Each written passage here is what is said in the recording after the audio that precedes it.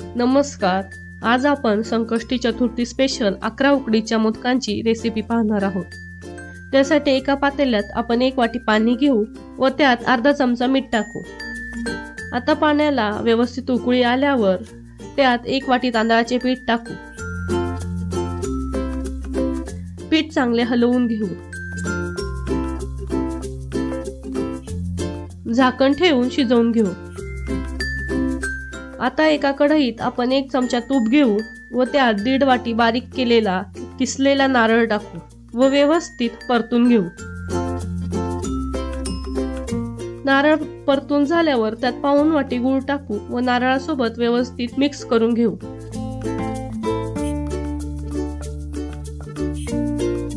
यात आपण आता 1 चमचा वेलची पूड टाकू। मिश्रणात व्यवस्थित मिक्स करून घेऊ म्हणजे मोदकाचे सारण तयार होईल। तांदळाचे पीठ आपण आता एका ताटात काढून घेऊ व गरम असल्यामुळे थोडा पाण्याचा हात लावून मळून घेऊ। आता मोदकाचा साचा घेऊ व त्याला आतमधून थोडं तेल लावू।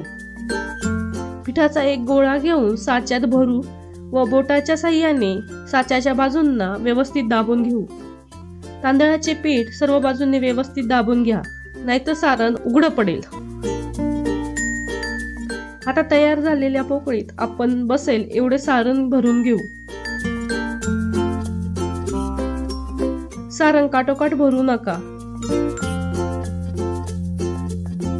आता पिठाचा छोटा गोळा घेऊन मोदकाच्या खालचा भाग लिपून घेऊयात।